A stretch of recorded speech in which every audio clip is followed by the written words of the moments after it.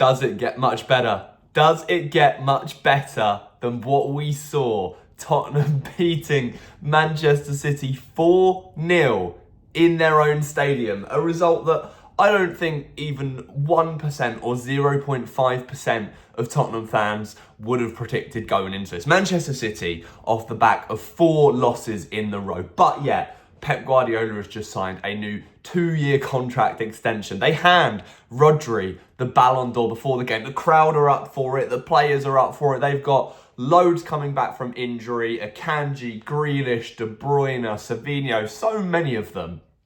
Tottenham, on the other hand, are sitting there without their 2 first-choice centre-backs in Christian Romero and Mickey van der Ven. Rodrigo Bentancur serving the first of a 7-game ban.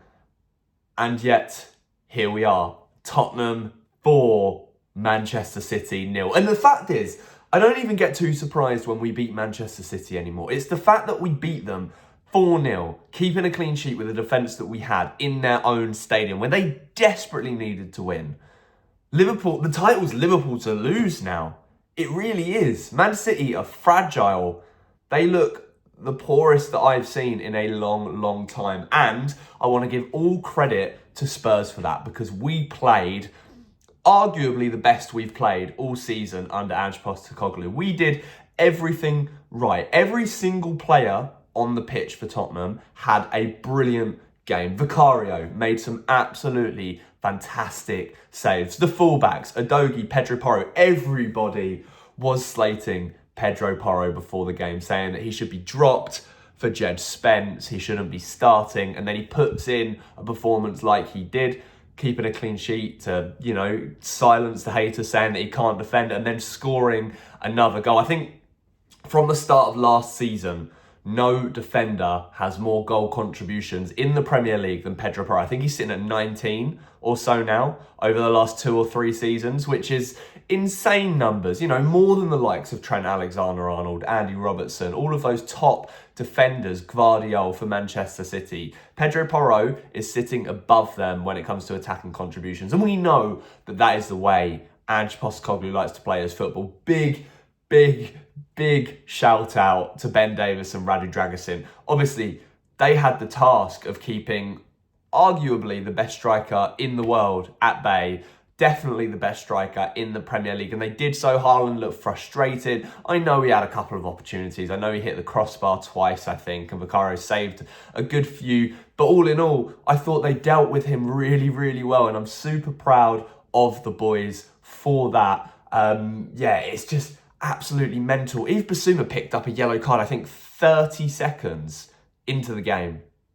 30 seconds into the game. And then to put in the performance that he did after that, knowing that he is our sort of lone number 6 choice at the moment. And him getting suspended would be an absolute disaster. So to be able to keep his head, keep his composure, and still perform at that level against the champions, 4 times in a row champions of the Premier League, is a testament to him. I'm so glad that he's back playing his best football. Pat Matasar, workhorse, absolute beast in midfield. We know what we're going to get with him these days. So really, really good performance as well. James Maddison, we owe you an apology. We owe you 1,000 apologies. On his 28th birthday, no less. He puts in that performance. He delivers the goods, getting a brace in the first half.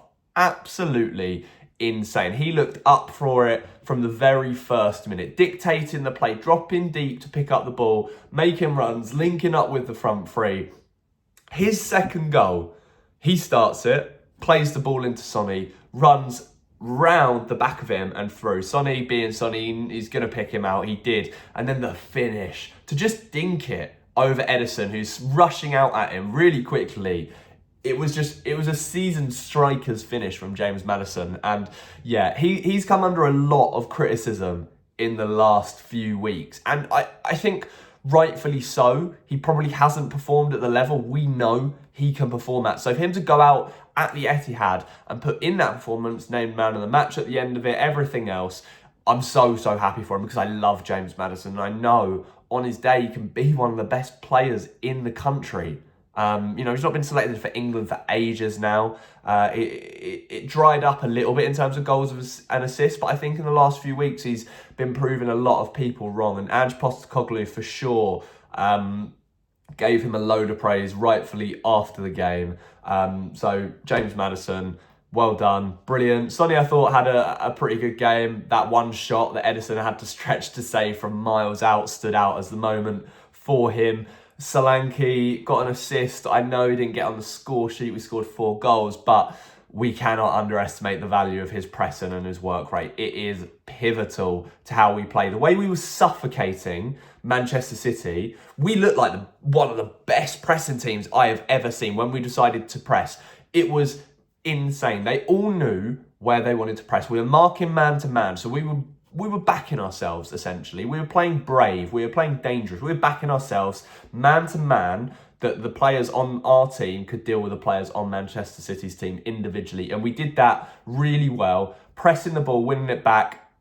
Our second goal all comes from us pressing high. Gvardiol plays a sloppy pass straight into the middle of the pitch. Maddison picks it up, and that's how we score our second goal. So all of that stems from the front and Dominic Solanke, and then the players back him and they go with him. So once again, for me, Solanke was even a standout player.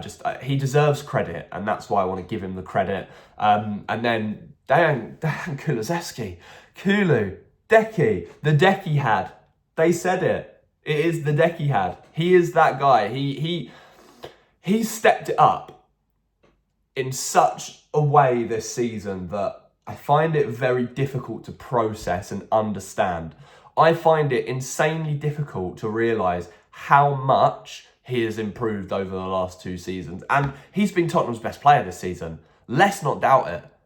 Dejan Kulusevski has been Tottenham's best player this season, and he carried us through the tricky spells of the game against Manchester City, picking up the ball, riding challenges, getting us up the pitch, helping on the counter-attack. It was always Decky involved. And I tweeted it during the week, and I stand by it. I think that man is going to be Tottenham captain one day. He's still so young, still so much potential to be unlocked within him. And I'm just so proud of the performance that he put in Manchester. Just absolutely insane. The boys coming off the bench obviously did great as well. Brennan Johnson scored a goal. Timo Werner burnt Kyle Walker for pace and provided a lovely assist for him. So it was just a perfect day. I'm sure you guys watching agree with me. I'm the only regret I have is that I couldn't put this video out sooner because I was out last night. I wanted to record one straight away, but I was in London doing a few bits. But obviously, having watched the game now and highlights and everything else, I'm just so happy. I'm just so happy. 4 points behind Man City now. Man City go to Anfield next. So, it's just, Tottenham are so crazy. If we'd have beaten Ipswich, we'd be joint third right now. And if we'd have beaten Ipswich and Palace, the 2 teams that we handed their first wins, we'd be second right now. Look, I don't want to have a go at anybody, but every time we lose a game, shouts come from everywhere saying, Ange out, sack Ange. But we know, always, deep down under Ange, we know that we are capable of putting in a performance like we did against Manchester City on Saturday evening. That's why I'm so in favour of keeping him in the job. I said before the international break, there's no point in sacking him. He needs the rest of the season at least. But we are a team that can beat any other team in the world. 100% on our day, we can beat any other team in the world. The biggest problem we have is consistency. And that, obviously, some of that fault lies with the manager, but the manager's tactics won't change that much. It's about being able to find the way to get the players to deliver that quality on a consistent basis. And that's what we struggle with. Our ceiling is so high, but yet our lowest level is so low, and we just filter in between all the time under Ange at the moment. And once that's solved, we're going to be such a good team. I'm convinced of it. We're going to be such a good team. It's just, we're just not there yet. We're a year and a half into his tenure. Give him chance. Give him time. I hope some people have been convinced with that Manchester City performance. I didn't need it. It just reaffirmed to me that I think he's the right man for the job. But let me know what you think. What did you make of the game? Did you enjoy it? Did you go? Please let me know if you did. Who was your standout performer? There were so many good performances to choose from. Let me know in the comments. I'm sorry this video is a touch late, but I hope you enjoyed it nonetheless. Please feel free to drop a like on the video if you enjoyed and subscribe to the channel if you are new around here. We are on the road to 2,000 subscribers, so if you can help in any small way to get me to that milestone, it would be greatly appreciated. It's a busy week coming up. Roma at home and then Fulham at home, Thursday, Sunday. 2 wins is what I want. But we will see. We know that Tottenham can put in a performance like we did there at the Etihad and then deliver an absolute disaster class.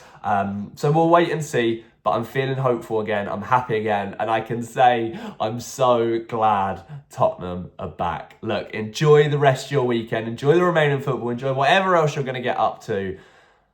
As always, come on, you Spurs.